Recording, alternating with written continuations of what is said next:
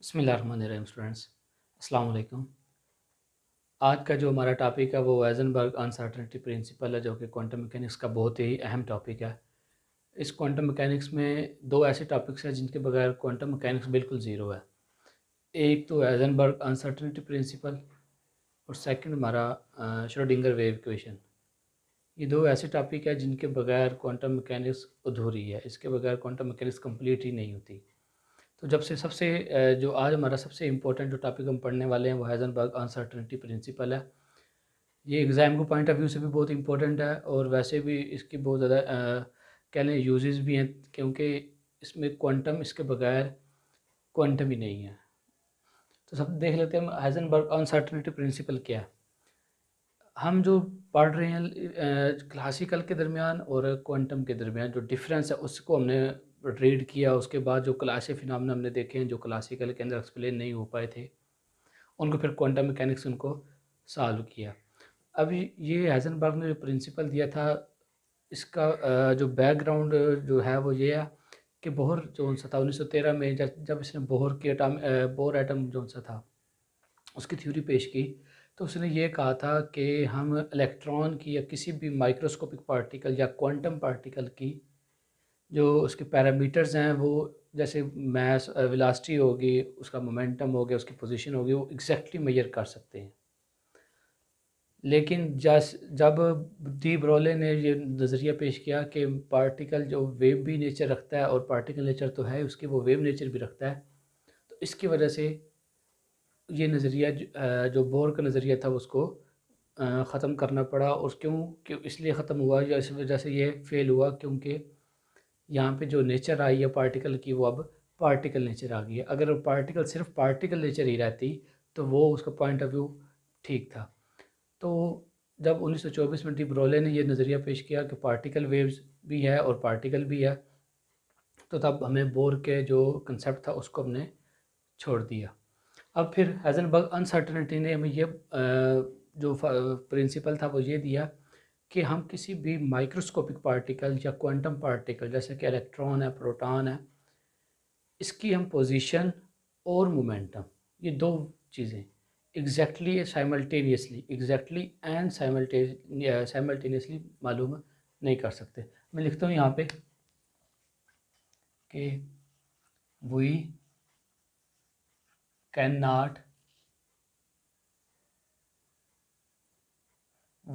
Not measure position and momentum of a microscopic or quantum particle simultaneously and exactly, कि हम किसी भी particle का जो सबएटॉमिक पार्टिकल है, जो क्वांटम पार्टिकल है, उसका हम पोजीशन और मोमेंटम साइमल्टेनियसली हम मालूम नहीं कर सकते। इंडिविजुअली हम अगर एक चीज़ मालूम करेंगे तो दूसरी में अनसर्टनिटी आ जाएगी, अगर हम दूसरी चीज़ मालूम करेंगे तो उसमें पहली चीज़ के अंदर अनसर्टनिटी आ जाएगी। तो अनसर्टनिटी गैर यकीनियत लाजमी है। ये हमारा किसी इक्विपमेंट का एरर नहीं है या कोई ऐसी कंडीशंस नहीं है। ये एटम का जो पार्टिकल है उसकी अपनी प्रॉपर्टी कह लें, क्योंकि उसकी वेव नेचर है। वेव नेचर की वजह से हम किसी भी पार्टिकल को लोकलाइज नहीं कर सकते। जैसे हमारे पास क्लासिकल फ़िज़िक्स को अगर हम देख लेते हैं, अगर क्लासिकल फ़िज़िक्स में हम किसी चीज़ की, अगर कोई ऑब्जेक्ट जैसे कि कोई कार मूव कर रही है, उसकी हम वेलोसिटी मालूम कर सकते हैं, एग्जैक्टली मालूम कर सकते हैं। उसके बाद एक्सेलरेशन मालूम कर सकते हैं, काइनेटिक एनर्जी मालूम कर सकते हैं, उसका मोमेंटम फाइंड आउट कर सकते हैं। ईच एंड एवरीथिंग हम उस पार्टिकल की, उस ऑब्जेक्ट की क्लासिकल फ़िज़िक्स के अंदर मालूम कर सकते हैं by applying Newtonian laws of mechanics.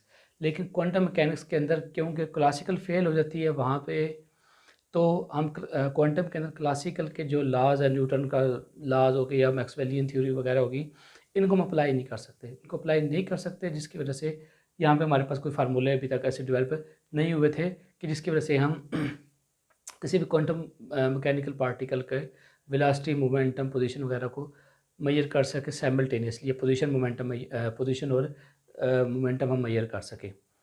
अगर हम किसी चीज़ को क्लासिकली अगर हम देखना चाहते हैं, ऑब्जर्व करना चाहते हैं, हम क्या करते हैं, हम उसके ऊपर एक ऐसी वेवलेंथ की लाइट फॉल करते हैं जो कि विजिबल रेंज की हो, विजिबल रीजन की हो। हम उसके ऊपर लाइट फॉल करते हैं। लाइट फॉल करने की वजह से वो लाइट जब रिफ्लेक्ट होकर हमारी आंखों में आती है तो हम उसको ऑब्जर्व कर लेते हैं या सेंस कर लेते हैं कि ये चीज़ गाड़ी है, क्या है, किताब है, पंखा है, क्या है। लेकिन क्वांटम मैकेनिक्स के अंदर हम किसी पार्टिकल की मोशन को या किसी पार्टिकल को अगर देखना चाहते हैं तो हमें विजिबल लाइट हम इस्तेमाल नहीं कर सकते, क्योंकि विजिबल लाइट की वेवलेंथ बहुत ज़्यादा होती है। तो हम करते क्या हैं, किसी भी क्वांटम मैकेनिकल पार्टिकल को देखने के लिए हम स्मॉलर वेवलेंथ को यूज़ करते हैं। स्मॉलर वेवलेंथ क्यों यूज़ करते हैं? जैसे कि ये न्यूक्लियस अगर हमारा, तो न्यूक्लियस के गिर्द हमारे ऑर्बिट्स होते हैं, ऑर्बिट्स में इलेक्ट्रॉन मौजूद होते हैं। अच्छा, अब हम जो इस सपोज कर लेते हैं ये इलेक्ट्रॉन, इस इलेक्ट्रॉन को हम ऑब्जर्व करना चाहते हैं, तो इस इलेक्ट्रॉन को ऑब्जर्व करने के लिए हम जो वेवलेंथ यूज़ करते हैं वो वेरी स्मॉलर वेवलेंथ यूज़ करेंगे। अगर हम बड़ी वेवलेंथ की कोई फोटॉन यूज़ करेंगे तो बड़ी वेवलेंथ का फोटॉन यूज़ करेंगे वो तो फिर उसके अंदर उसकी रेंज में नहीं आएगा, उसको हिट नहीं कर पाएगा। लेकिन अगर हम स्मॉलर वेवलेंथ का फोटॉन यूज़ करते हैं, स्मॉलर वेवलेंथ का फोटॉन यूज़ करते हैं तो वो लाजमी बात है उस इलेक्ट्रॉन के साथ हिट करेगा, टकराएगा, स्ट्राइक करेगा, कोलाइड होगा।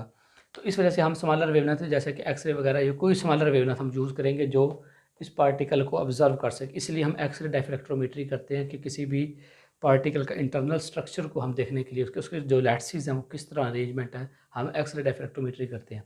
तो यहाँ पे हम शॉर्टर वेवलेंथ की एक वेव फॉल करते हैं किसी भी एटम के ऊपर, तो वो क्या होता है, उस इलेक्ट्रॉन के साथ हिट करता है।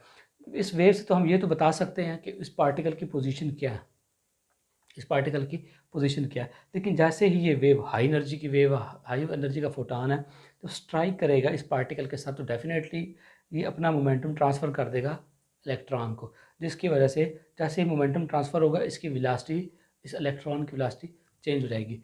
तो lambda is equal to h over p, जो हमारे पास ब्रैग्स का रिलेशन था, इसको मैं ऐसे भी लिख सकता हूँ, p is equal to h over lambda.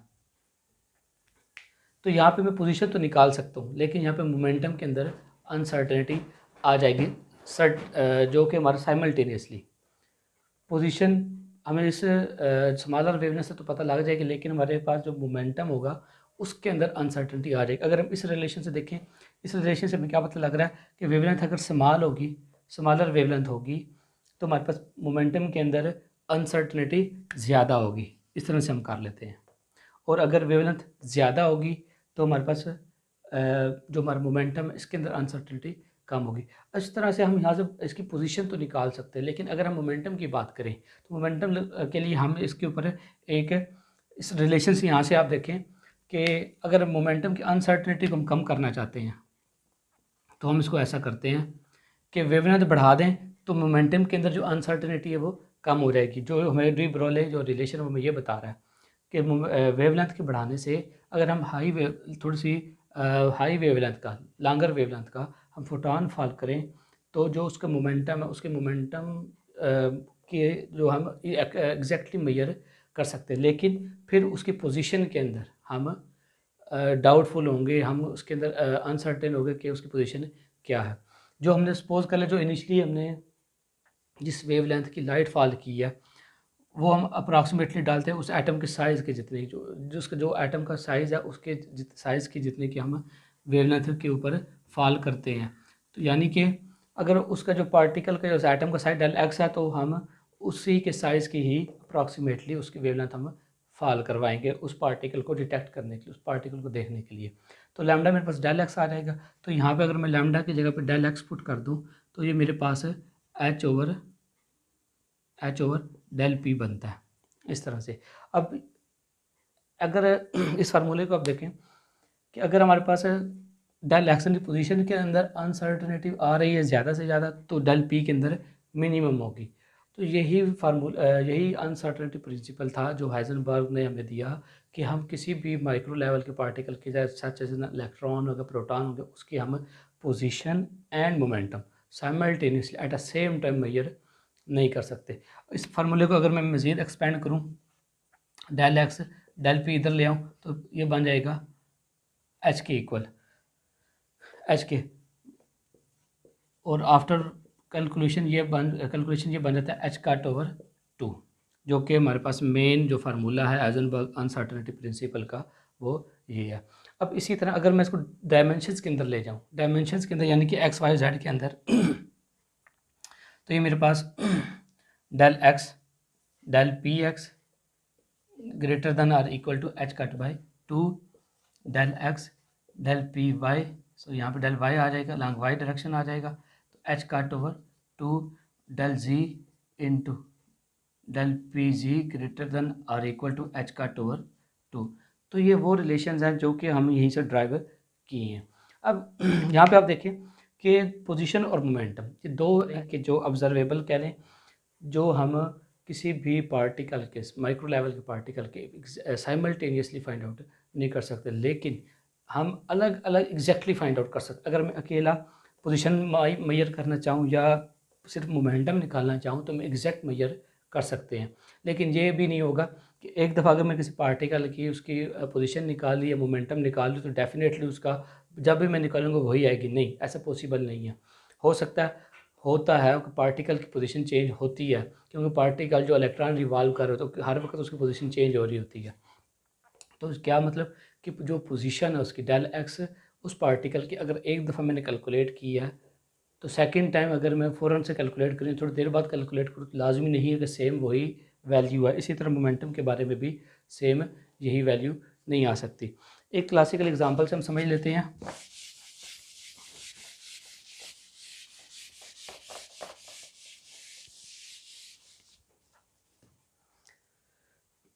हम एक क्लासिकल एक वेव बनाते हैं जो हमारे पास रोप के अंदर जो वेव बनती है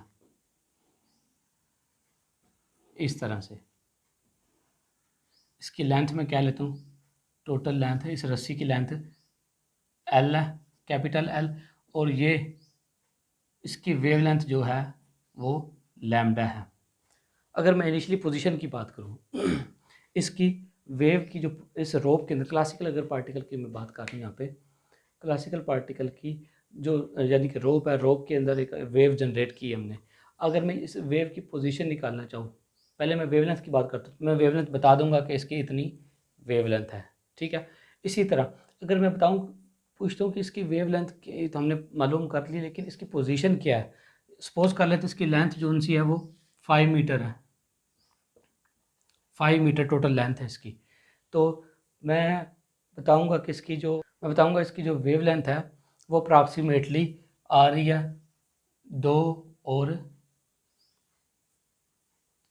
3.5 मीटर के बिटवीन, यानी कि मैंने कोई एग्जैक्ट वैल्यू इस वेव की नहीं बताई, लेकिन मैं वेवलेंथ की एग्जैक्ट बता सकता हूँ कि इसकी जो वेवलेंथ है वो इसकी इतनी है, एग्जैक्ट वेवलेंथ है, लेकिन उसकी जो पोजीशन है उस वेव की वो एग्जैक्ट मैं नहीं बता पा रहा हूँ। वो ये बता रहा हूँ कि 2 और 3.5 के कहीं बिटवीन है।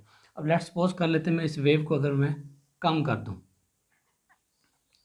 इस वेव को मैं इतना ले आऊँ, अब हाफ वेव मैंने ली है। अगर अब आपसे कोई पूछे इसकी वेवलेंथ क्या है तो आप इसकी वेवलेंथ के बारे में अनसर्टेन हो, क्योंकि वेवलेंथ तो पूरी नहीं आई, अनसर्टेन है। लेकिन अगर पोजीशन की हम बात करें, पोजीशन फिर हम इसको कह सकते हैं ये 2 और 2.2 के बिटवीन है। इसकी जो पोजीशन है इस वेव की, जो जितनी वेव हमारे पास आई है वो 2.2 के बिटवीन है। इसका मतलब क्या है कि इस केस में हम पोजीशन के क्लोज होते जा रहे हैं, पोजीशन के अंदर अनसर्टनिटी हमारी कम होती जा रही है, लेकिन वेवलेंथ के अंदर अनसर्टनिटी हमारी बढ़ती जा रही है। जैसे अगर हमारे क्लासिकल वेव के अंदर ये सूरत हाल है तो डेफिनेटली क्वांटम मैकेनिक्स के अंदर क्वांटम पार्टिकल के साथ भी जो वेव एसोसिएट होती है अकॉर्डिंग टू डी ब्रोले, उसके साथ भी यही अप्लीकेबल है कि हम या तो वेवलेंथ हमें कंप्लीट मिल रही है उसके अंदर अनसर्टनिटी आ जाएगी, या फिर पोजीशन के अंदर हमें अनसर्टनिटी आ जाएगी। तो यही प्रिंसिपल था हाइजेनबर्ग अनसर्टनिटी का कि किसी भी माइक्रो लेवल के पार्टिकल की हम पोजीशन और मोमेंटम एग्जैक्टली फाइंड आउट नहीं कर सकते। नेक्स्ट इसने हमें जो रिलेशन दिया था, इसने ये कहा था कि जो भी कैनोनिकल हमारे पास कैनोनिकल वैल्यू है, जैसे कि एनर्जी और टाइम का, उसके साथ साथ एंगुलर डिस्प्लेसमेंट और एंगुलर मोमेंटम, ये ऐसे रिलेशन है जो कैनोनिकल कॉन्जुगेट है। कैनोनिकल कॉन्जुगेट ऐसे रिलेशंस हैं, अगर इन दोनों को मल्टीप्लाई करें, इन दोनों को मल्टीप्लाई करने से इनकी जो डायमेंशन आती हैं वो आती हैं एम एल का स्केयर टी माइनस वन, और इसकी भी जो डायमेंशन आएगी M L square T minus one. इसी तरह मैं पोजीशन और मोमेंटम की बात करता हूँ, मोमेंटम और पोजीशन की, इसकी भी जो डायमेंशन आएगी वो M L square T minus one. दो क्वांटिटीज़ को हम मल्टीप्लाई करें, उनकी डायमेंशंस जो हमारे पास आएंगी, अगर वो एक्शन की डायमेंशन होगी यानी कि M L square T minus one, इसकी भी वही है, इसकी भी वही है, तो ये वो क्वांटिटीज़ हैं जिनके ऊपर अनसर्टेनिटी प्रिंसिपल एप्लीकेबल है, और इनको हम कोनैनिकल कॉन्जुगेट्स बोलते हैं। कॉन्जुगेट ऐसे वेरिएबल्स हैं, ऐसी वैल्यूज़ हैं जिनको हम एग्जैक्टली साइमल्टेनियसली मेजर नहीं कर सकते किसी भी क्वांटम लेवल के ऊपर, किसी भी क्वांटम पार्टिकल के ऊपर।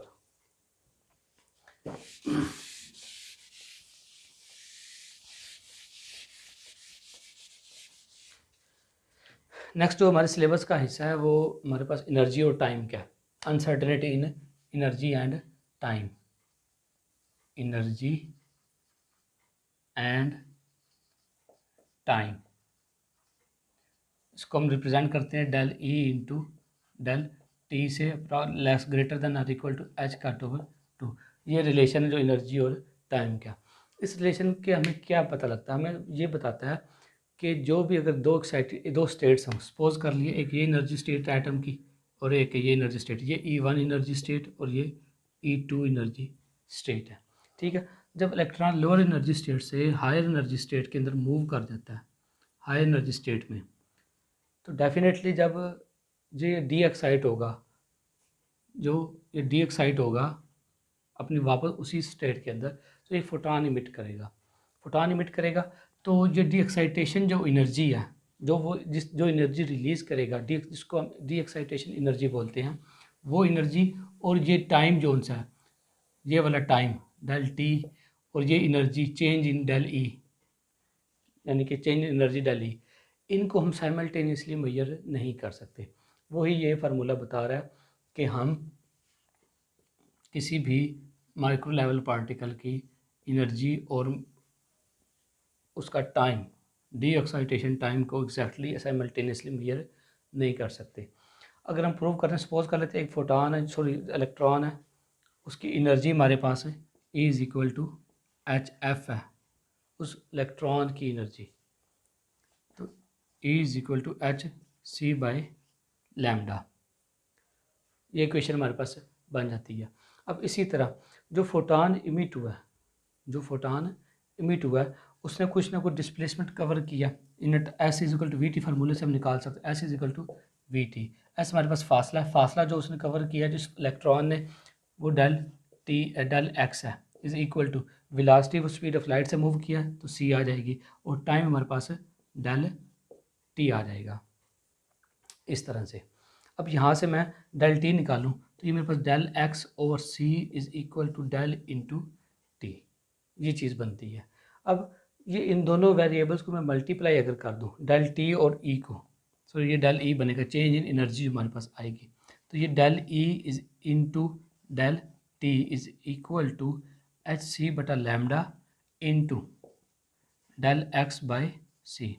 अब डेल एक्स लास्ट केस में हमने क्या लिया था कि जो हम वेवलेंथ लगाते फॉल करवाते हैं किसी भी एटम के ऊपर, किसी इलेक्ट्रॉन के ऊपर, उस वेवलेंथ का जो साइज़ कह लें या उस वेवलेंथ की जो वेवलेंथ कह लें, वो हमारे पास उस एटम के साइज़ जितनी होती है, जो कि हमारे पास लैम्डा की इक्वल है। तो यहाँ पे एच सी बटा लैम्डा इंटू लैम्डा ओवर सी, सी से कैंसिल, जो लैम्डा लैम्डा से कैंसिल, तो हमारे पास जो रिलेशन बनेगा del E dot del T equal to h के। और अगर इसको हम मज़ीद मॉडिफाई करें इस रिलेशन को, तो ये हमारे पास del E into del t greater than or equal to h cut by two, ये हमारे पास एनर्जी और टाइम का रिलेशन है। जिस तरह हमारे जो रिलेशन बताया था पोजीशन मोमेंटम का, कि पोजीशन और मोमेंटम किसी भी माइक्रो लेवल के या इलेक्ट्रॉन के हम साइमल्टेनियसली मेजर नहीं कर सकते, क्यों नहीं कर सकते? उस पार्टिकल को लोकलाइज़ नहीं कर सकते क्योंकि उसके साथ एक वेव एसोसिएट है। अगर हम उस पार्टिकल को लोकलाइज़ करेंगे, उसकी पोजीशन मेजर करेंगे, तो डेफिनेटली उसकी मोमेंटम के अंदर हमें ज़ीरो आएगा, बस उसका मोमेंटम कम करना पड़ेगा, मोमेंटम ज़ीरो करना पड़ेगा। उसकी इसी तरह एनर्जी और टाइम के अंदर भी हम एनर्जी और टाइम, डी एक्साइटेशन टाइम और डी एक्साइटेशन एनर्जी को किसी भी माइक्रो लेवल के पार्टिकल की हम साइमल्टेनियसली फाइंड आउट नहीं कर सकते। यहाँ पे एक कंसेप्चुअल पॉइंट क्या है, लास्ट हमने जो टॉपिक में भी पोजीशन मोमेंटम वाले में हमने निकाला है del x into del p greater than or equal to h cut by two. इसी तरह del y del p z greater than or equal to h cut by two, और डेल जी into del p, sorry ये y आएगा, और ये del z greater than or equal to h cut by two. हम अगर दोनों component same है, यानी कि एक्स कंपोनेंट की बात करते हैं, तो हम इन दोनों को नहीं निकाल सकते। इधर भी वाई कंपोनेंट दोनों सेम है तो हम नहीं निकाल सकते। अगर मैं जेड डायरेक्शन की जेड कंपोनेंट की बात करूँ तब भी हम फाइंड आउट नहीं कर सकते। लेकिन यहाँ पे अगर मैं यहाँ पे एक्स का मोमेंटम निकालना चाहूँ और यहाँ पे पी का या एक्स पोजीशन निकालना चाहूँ और वाई का मोमेंटम निकालना चाहूँ, तो ये मैं साइमल्टेनियसली हम इसको मेजर कर सकते हैं। हम मेजर क्या नहीं कर सकते? अगर दोनों कंपोनेंट, अगर अलांग एक्स एक्सिस की बात करें या अलांग वाई एक्सिस की अकेले बात करें या अलांग जेड एक्सिस की बात करें, तो हम साइमल्टेनियसली मेजर नहीं कर सकते। लेकिन अगर मैं एक वैल्यू एक्स एक्सिस के अलांग और दूसरी वैल्यू वाई एक्सिस के अलांग फाइंड आउट करना चाहूँ, तो वो हम एग्जैक्टली मेजर कर सकते हैं। तो ये हमारा आज का टॉपिक था, हाइजेनबर्ग अनसर्टेनिटी प्रिंसिपल। मैं आपको दोबारा एक बार रिमाइंड करवा दूँ कि अनसर्टेनिटी प्रिंसिपल क्या था। अनसर्टेनिटी प्रिंसिपल ये था कि हम किसी भी माइक्रो लेवल पार्टिकल को एग्जैक्टली मेजर नहीं कर सकते, उसकी एग्जैक्टली उसका जो हमारे साइमल्टेनियसली ना पोजीशन मोमेंटम फाइंड आउट कर सकते हैं, ना हम उसका एनर्जी टाइम मेजर कर सकते हैं, और ना ही हम उसका एंगुलर डिस्प्लेसमेंट और एंगुलर मोमेंटम एग्जैक्टली और साइमल्टेनियसली फाइंड आउट नहीं कर सकते। लेकिन उसके अगर कंपोनेंट में चले जाएँ, तो अगर हम अलग अलग दोनों के कंपोनेंट ले, तो वहाँ पर हम उसको मालूम कर सकते हैं। इसी वजह से हम क्लासिकल के हम डिटर्मिनिस्टिक फिज़िक्स डिटर्मिनिस्टिक बोलते हैं, और जो हमारा क्वांटम, इसको हम डिटर्मिनिस्टिक नहीं बोलते। यानी कि क्लासिकल फिजिक्स के अंदर हम किसी भी पार्टिकल का जो फ्यूचर है, उसका बिहेवियर है, आने वाला बिहेवियर उसका एग्जैक्टली मालूम कर सकते हैं। यानी कि अगर कोई गाड़ी चल रही है, हमें अगर उसकी इनिशियल कंडीशंस पता हो कि ये गाड़ी इतनी वेलोसिटी के साथ चल रही है, इतने टाइम के अंदर चल रही है, तो हम उसके पैरामीटर्स निकाल सकते हैं। हम बता सकते हैं कि 5 मिनट के बाद ये गाड़ी किस पोजीशन पे होगी, 5 मिनट के बाद या 10 मिनट के बाद किसी भी टाइम के ऊपर इसकी वेलोसिटी क्या होगी, किस पोजीशन पे होगा, कितना टाइम ये स्पेंड करेगा, ये सारे कितना डिस्प्लेसमेंट है, ये सारी चीज़ें हम क्लासिकल के अंदर एग्जैक्टली मेजर कर सकते हैं। और यही वजह है कि हम क्लासिकल फिजिक्स को डिटर्मिनिस्टिक फिजिक्स बोलते हैं, कि हम इसके अंदर एग्जैक्टली वो पैरामीटर्स फाइंड आउट कर सकते हैं। लेकिन क्वांटम के अंदर हम एग्जैक्टली वो पैरामीटर साइमल्टेनियसली मेजर नहीं कर सकते। उसके अंदर हमारे पास है एक नया वैल्यू आती है, इसको हम वेव फंक्शन बोलते हैं। वेव फंक्शन से फिर आगे हम मज़ीद इनको कैलकुलेट कर सकते हैं। अब हम देख लेते हैं वेव फंक्शन क्या होता है। तो उसके बाद फिर हमने यहाँ पे कुछ रिलेशन बताए कि कुछ ऐसी इन क्वांटिटीज़ होती हैं जो कि कोनैनिकल कंजुगेट्स होती हैं, जिनको अगर हम मल्टीप्लाई करें और उनका जो डायमेंशन है उनकी, वो एक्शन वाली डायमेंशन यानी कि ml² t-1 आ जाए, उनको भी हम साइमल्टेनियसली मेजर नहीं कर सकते। वो हमारे पास जो क्वांटिटी थी, एक पोजीशन मोमेंटम आई, दूसरी एनर्जी टाइम थी, थर्ड वन हमारे पास है एंगुलर डिस्प्लेसमेंट और एंगुलर मोमेंटम थी। ये वो क्वांटिटीज़ थी जिनको हम साइमल्टेनियसली किसी भी सब एटॉमिक पार्टिकल, इलेक्ट्रॉन, प्रोटॉन वगैरह के लिए मेजर नहीं कर सकते। Thank you very much.